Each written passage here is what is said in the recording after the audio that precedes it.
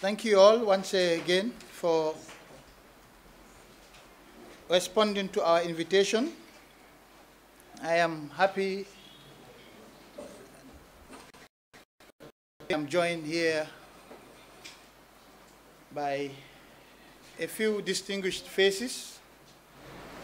Amongst them, of course, the chair of the TRRC, Dr. Lamin J. Sise, the vice chair, Mrs. Adelaide Sose, of course, Nessie, the deputy UNDP resident rep, the executive secretary of the TRRC, Dr. Babagale Jallow, and of course the chairman of the Victim Center, Mr. Sirif Kijera.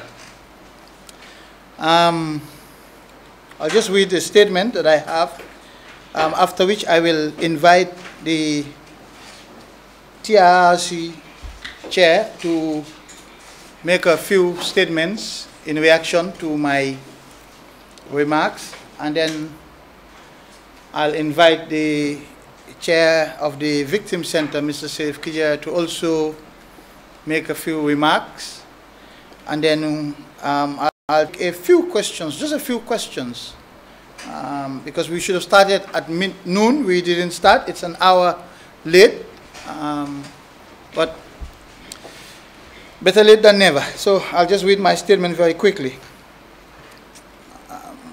You will all recall that pursuant to Section 13 and Section 20 of the TRRC Act, one of the key mandates and a peculiar of the Gambia's Truth Commission process is the granting of reparations to victims by the TRRC itself. In order to underscore the importance that the government attaches to this objective, the word reparations was included in the title of our Truth Commission, making it the first of its kind anywhere in the world. Today, almost 1 year into the TRRC public hearings, the government is fulfilling its promise to grant reparations for the victims of human rights violations and abuses within the mandate of the TRRC. Therefore, on behalf of His Excellency Adam Barrow, President of the Republic of the Gambia, and on behalf of his entire government, it is with great pleasure that I announce to you the decision of the government of the Gambia to contribute to the TRRC Victims Trust Fund an initial amount of $50 million with immediate effect. For your information, this $50 million is being paid out from the proceeds of sale of former President Jammeh's assets, which are currently being sold in accordance with the recommendations of the Janneh Commission. It has become increasingly apparent to the government, based on revelations at the TRRC over the past 1 year, that former President Jammeh was a central pillar in the infrastructure of terror and human rights abuses that were unleashed on ordinary Gambians and others under his leadership. Consequently, the government deems it most fitting and just that reparations for his victims should be granted directly from his wealth and assets. Hence, the payment of this $50 million from the proceeds of sale of his assets. Let me take this opportunity to thank all those ordinary Gambian men and women in the country and the diaspora for their individual and collective acts of generosity and altruism towards the welfare of the victims. In this regard, I wish to thank many, in particular, Mr. Yunus Haidara in the United Kingdom for spearheading donation efforts for Mr. Mafuji Sonko and Mr. Yusufa Bojang, the TRRC lead counsel, Mr. Esa Fall, for giving Mafuji a plot of land, Ms. Fatima Elaba of Moki Aid, based in Manchester in the United Kingdom, for providing free technical and vocational education for the children of victims, and for making monthly contributions to the TRRC Victims Trust Fund. Mr. Modu Jaite, also based in Manchester, for making monthly donations to the TRRC Victims Trust Fund. Mr. Papa Yusuf Njai of Unique Solutions, for purchasing the air tickets to Turkey for 2 victims for medical treatment, for providing housing for some victims' families, and for making donations of cash, radio sets, and mobile phones. Ms. Nathania Deakin of the United Kingdom-based charity called Anya's Wish, for providing full scholarships for some victims to continue their education. Lamdo Seli C, Ume Andrews, and all others who donated to the victims of sexual violence, as well as the TRRC Secretariat under Dr. Babagale Jallo, for employing some victims in the Victim Support Unit and for facilitating the medical treatment of victims overseas. I would also like to particularly recognize the generous contributions of members of the Medical Board, which has been constituted since November 2018, through the provision of free professional services to victims. And they include Dr. Charles A.P. Roberts, General Surgeon, Dr. Keba S. Marina, Orthopedic and Trauma Surgeon, Dr. Sertijan Sengo, General Physician, Dr. Mustafa Bitey, Obstetrician and Gynecologist, Dr. John N. Jabang, Neurosurgeon, Dr. Lamin Sidibe, Clinical Psychologist, Dr. Khalilu Jain, Psychiatric Resident, and Mr. Sambaba, a physiotherapist. The government is particularly grateful to them and countless others out there whose names have not been mentioned here today, but who have been trying to make a difference and showing solidarity with the victims. I take this opportunity to encourage and call upon everyone, especially private business enterprises in the country, to make generous donations to the TRRC Victims Trust Fund so that we can, together, make reparations meaningful for the victims who deserve no less than our individual and collective support to rebuild their lives. Let us once again demonstrate to the world our true Gambian characters of benevolence, compassion, selflessness, and humanity. Let me also thank all the victims for their continued understanding and forbearance, and the Victims Center, particularly its chairman, Mr. Sheriff Kijera, for his continuous constructive engagement with government through my ministry, and for not only constantly reminding me about the urgent plight of the victims, but for also advocating for the general welfare and interests of all victims at every opportunity. The payment of this $50 million announced here today is significantly due to his tireless and relentless efforts and attitude. All the victims should be proud of him. Finally, the government also takes this opportunity to reiterate its strong support for and firm commitment and gratitude to the TRRC, all the commissioners and staff, under the wise leadership of the Chair, Dr. Lamin J. Sise, for the great contributions you continue to make towards establishing the truth about our dark past and encouraging national reconciliation in the process. This is the end of my statement, and I would now like to invite the Chair, Dr. Lamin J. Sise, to make a few remarks. Thank you.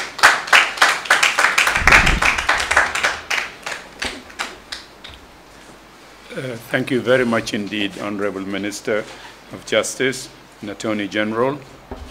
I don't have any prepared remarks to make. This is short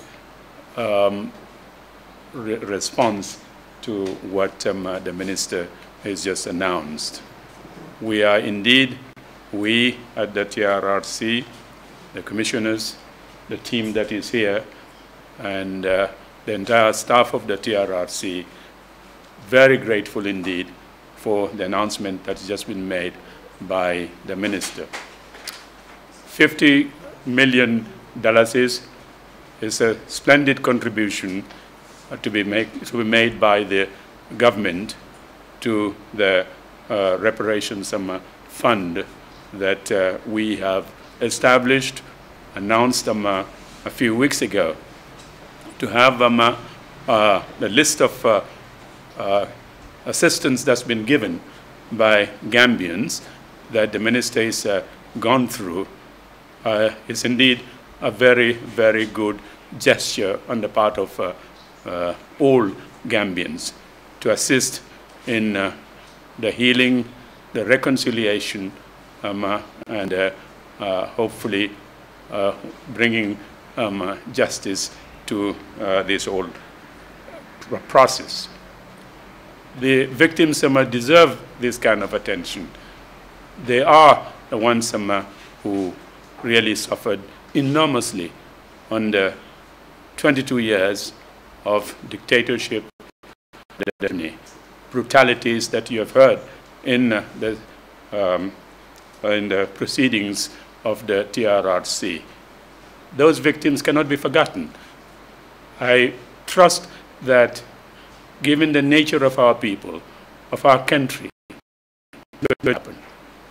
You can see from the list that the minister read out how people are responding to helping those victims. At the end of the day, every Gambian was a victim under the brutal regime that ruled the country. Our role has been to try to establish a record of these atrocities, these gross violations of human rights, and with a view to healing, a view to having reconciliation. As I said, I think victims need this kind of attention. They need this kind of help. Honorable Minister, thank you so much for the 50 million contribution coming from the government.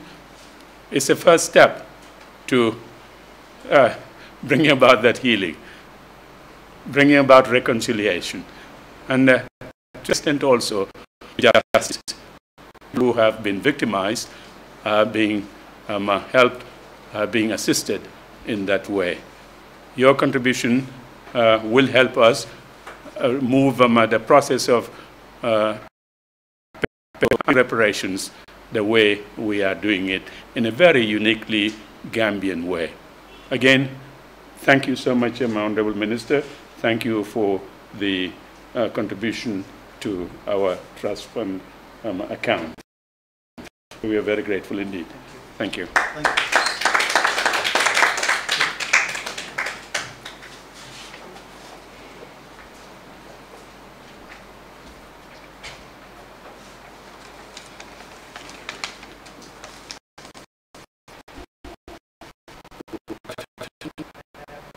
Honorable Attorney General and the Minister of Justice, the Chairman of the TRRC, the Vice Chairperson of the TRRC, the UNDP representative, the Executive of the TRRC, members of the press, distinguished ladies and gentlemen.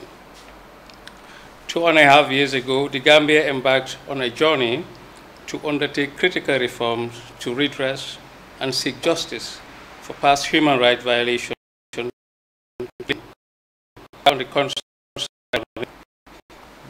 That noble initiative was led by the Attorney General and his dynamic team at the Ministry of Justice, the Civic Society, Victims Association, the UN system, and the Gambia's international partners. The task to establish the TRRC was quite a heavy undertaking. The ultimate rationale for its creation is to help prevent a recurrence of past human rights violations and bring to justice those that bear the greatest responsibility for crimes committed and make reparations to victims. testimonies made by witnesses and alleged perpetrators broadcast on television continue to attract overwhelming public attention. The TRRC has become a national ownership. The truth uncovered our dark history. Before you assume, learn the facts, and before you judge, understand why.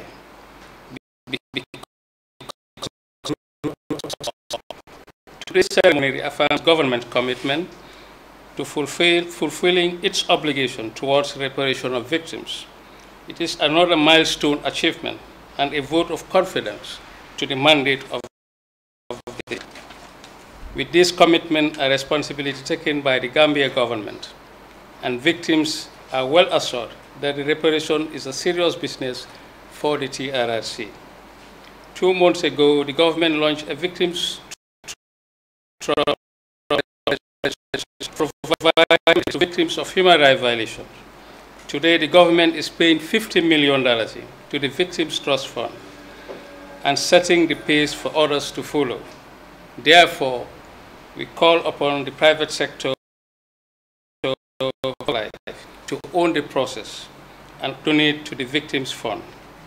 The responsibility to build our nation is a call for everyone to do their part. The Attorney General served this nation with honor and integrity, and we are assured that the intention to serve our nation is a patriotic one. We thank him for all his support. To the Victim Center, his doors are always open to us for engagement, to make the TRRC victims to realize the objective, that is to provide closure and justice for all. We commend government's effort and support to the TRRC, and we thank the government immensely for the $50 million that is going to be paid to the Victims Trust Fund today. We thank the chairperson and the vice chairperson and the commissioners of the TRRC and the executive secretary of the TRRC and all the staff for serving our nation. You have a fantastic job. Thank you. And thank you all for your attention. Thank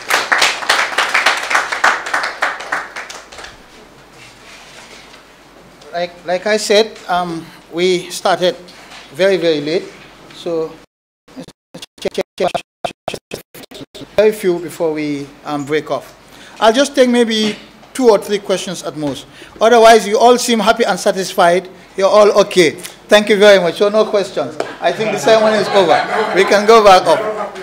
You're not happy? Well, regular press briefing. Yes. So, but please don't punish us for yourself being late. No, we're not late. The blame lies elsewhere. Everyone was here on time. Okay. So you were here in the room, so you know where the blame lies. Please. We don't need to apportion it to anyone in public. But okay, very quickly, let's ask the questions. Yes, go ahead. Thanks. First of all, I want to say a big congratulations in your efforts in 50 million Gambian dollars. The victims really need this, and the diaspora and those residents. My question is about the Journey Commission. How much money has been retrieved so far? You said 50 million is being used. Whether that was retrieved from the Journey Commission, and are you using international support to recover assets abroad, such as the Potomac Mansion, Yahya Jammeh's Potomac Mansion? Yes. Well, the recovery efforts following the Journey Commission's report is an ongoing. We continue to sell the assets of former President Jammeh as the Commission recommended. That is not going to happen very quickly. It's going to happen over time. The former President Jammeh has a lot of we're not going to, of course, dispose of all. The government has set up a task force at both the technical and ministerial level to look at which ones to sell and which ones to retain for government purposes. So this 50 million is part of the sale for the time being. It's not all of it, it's just part of it.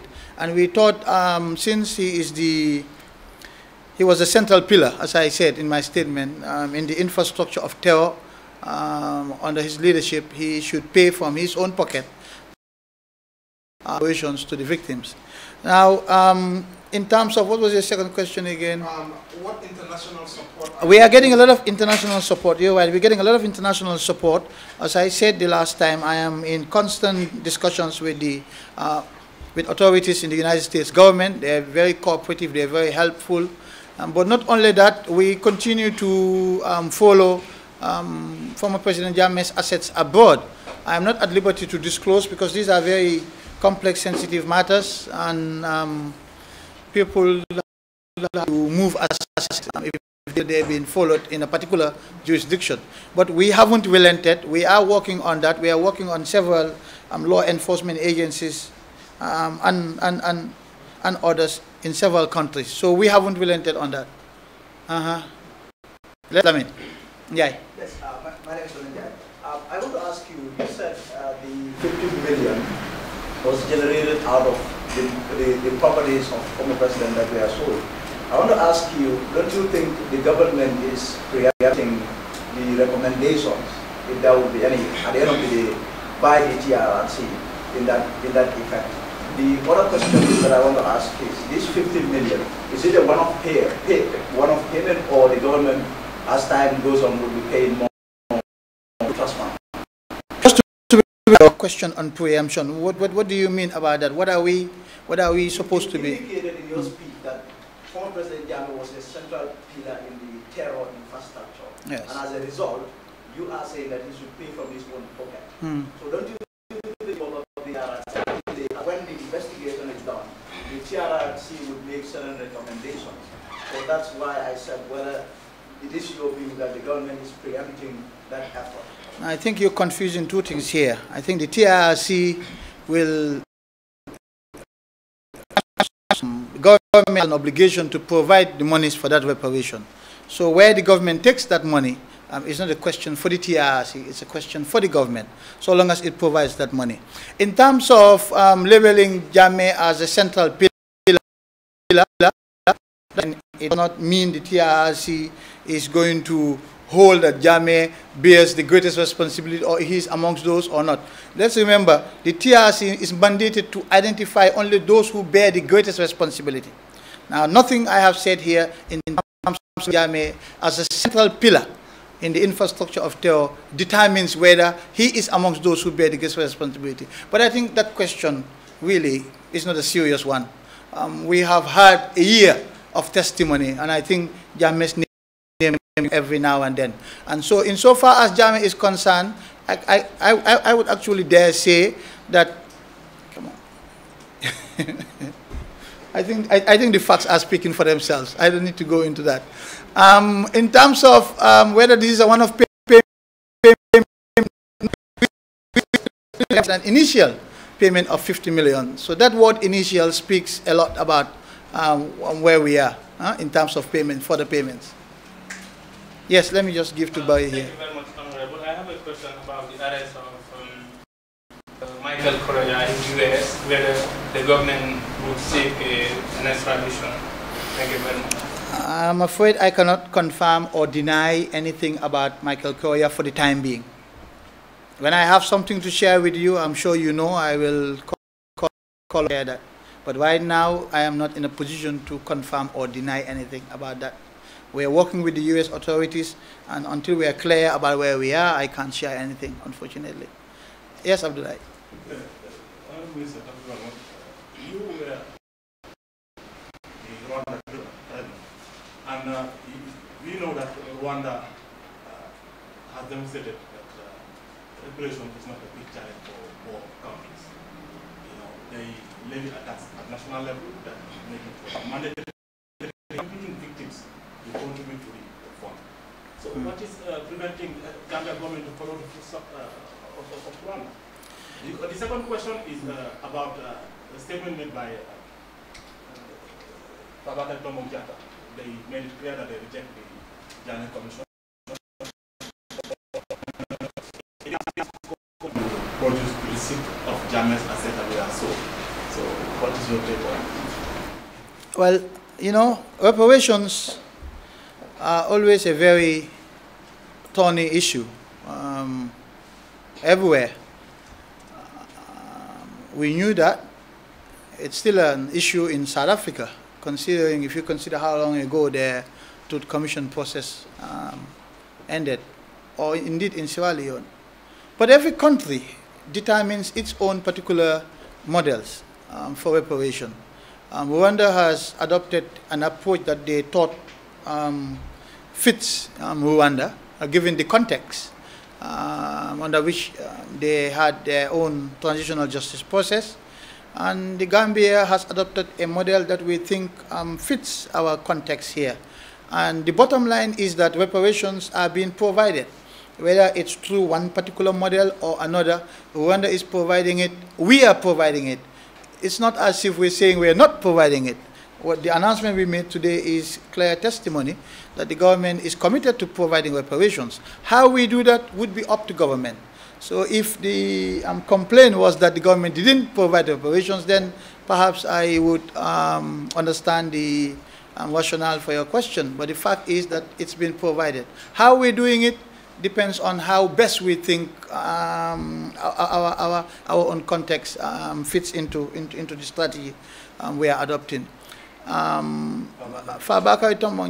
see, I am not a politician. I don't like responding to politicians.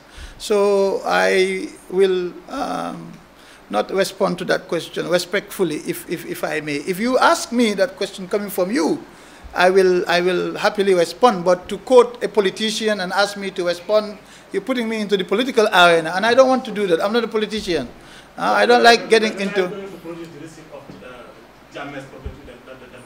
Well, when did the government produce the white paper? It's an ongoing process. I am sure, as always, when the time comes for us to give an account of that, we will provide that account, either through the press or the National Assembly. It doesn't matter. But to request for that now, a few weeks after the sale has started, I said Gambia had 281 properties. Those are not going to be disposed of in a week or two. Yes, the gentleman at the back. Let me just get to him. I have two questions. I have one question about Swiss nationals, Martin Keller, Elie Jaremont, his name I jamais commission report. So the report says criminal proceedings will be initiated against them. Is it already done? What are you doing with this guy? Not yet. We have given them 30 days, as I'm sure you have seen in the white paper. The 30 days has not yet expired. We will see what happens after the 30 days. And with the Swiss justice in Switzerland, what are you doing? Are you going to institute civil proceeding in Switzerland? We have given them 30 days. Let's see what happens after the 30 days. Then, well, we have given them 30 days, like we have given all the others against whom advance notices have been mentioned, for them to pay up. Let's see when that time elapses what next steps will be. As I'm sure you will know, because you're always here for press briefings, so don't be in too much of a hurry. You will have your turn soon, and we will be happy to share. Maybe one more question, and then I think we will leave. It's almost 1:30 now. Yes, go on. You're not asking me anything about today's announcements. There will be a special session on the Joint Commission report and the white paper. Don't worry. I just came back from travel last week. So today is about the TRRC, and that's why they are here. So let's just focus our attention a little bit on that. I will convene a press conference as usual, and you will ask all the questions you want. But let's just limit this to the TRRC today, please. Yes, just maybe one more. Flex, you had your chance. You asked two questions. It's not directly about the TRRC, but it's connected to the Never Again campaign. As we speak right now, 3 soldiers are kept at the Fajara barracks for over 3 months and are going to trial in the campaign. Is the ministry aware about this? And if yes, what are you doing about these 3 soldiers? Who are, of course, allegedly accused of trying to plot against the seniors. I am not aware of SG. Any information about that? But we are not officially seized of that matter yet. Let me put it that way. We are not officially seized of that matter. I think, again, at every opportunity, I'll try to explain how our criminal justice process works. You see, the Ministry of Justice is not responsible for arrest and detention. We are not. And we are responsible for providing legal advice to government. And if investigations are ongoing, if arrests are made and the files are not yet brought to us, we can't do much. We can't even comment because we don't know what the facts are. So until the case files are brought to us, there is not much we can say. And so far, it has just been confirmed to me that we haven't received any information, not officially anyway, about those arrests. So I can't really give a response about that. Okay, I think this is the end of this press conference. No. Let us talk only on the TRRC, please, only on the TRRC. As I said, I will convene another press conference and you can ask your general questions as usual. But today, let's not take the focus away from this important announcement about the victims. Let's focus on the victims and the TRRC, please. The victims, we've been focusing on them a lot. The issue is that we have no idea what the press conference was about. So we prepared these questions. What the issue is, you have mentioned some deadlines this year. Earlier, in May, you said that by August 2019, you'll be concluding plans on electoral reforms with the political party. That by August. So I want to know what's the latest on that. Secondly, you took up the role as the lead for the SSR process, which is, we've heard a lot talking about that, we've heard what the EU have said about it. Are you still in charge? There's a new Minister of Defense. Honorable, please. You see, we have these questions cannot wait. These are important questions. Please. I agree with you. They're important questions. But no, I have accommodated. But as I said, I'm not here alone. I'm here with others, and the idea is to provide, to announce this money for the victims trust fund at the TRRC, and I want us to just focus on that. As I said, I promise there will be another press conference soon where you will have a field day. So honestly, let me answer your questions, and that is it. I'm not answering any others. Not any others. Okay. Now, in terms of the electoral process, I think we have worked closely with the IEC. The IEC took the lead at some point, and we have received from them proposals for amendment of the Elections Act. We are going to go through one round of consultations with the political parties about that before we finally get to doing the drafting of that amendment. So yes, we have missed our deadline of August, is September, October, but I have said here in the past, I have capacity challenges, and I have said that it is going to affect the speed at which these processes are going to be undertaken, and this is one of the consequences. When I don't have the staff to do the job that I have to do within the time that I want to do it, it affects my output. So this is where we are. And then the other question again. I am going senile. I keep forgetting very easily. It's too much. You see how gray my hair is these days. The SSR, no, as far as I know, I am still the chair of the Security Sector Steering Committee, notwithstanding the appointment of a new Minister of Defense, as far as I know. So when they say that it's been very slow, what's your response to that? Are you any plans to? We can't deny that. It's been very slow to the frustration of many, including myself. And I think that is why His Excellency the President thought it perhaps prudent, wise to appoint me as chair, and I think some progress has been made since my appointment. We have launched the National Security Policy, we have drafted and adopted the 2 strategy documents, the security sector, the teams have gone on study tours to Ghana and Sierra Leone, and I think the process of implementing those strategies will commence in earnest. So some progress has been made. As I am sure you remember, the EU representative recognizing that progress after my appointment. So it's slow, but we're getting there. Thank you all very much. Very soon I'll convene another one and we can chat about all of these things. Thank you. Thank you. We go back up. My office. We go back.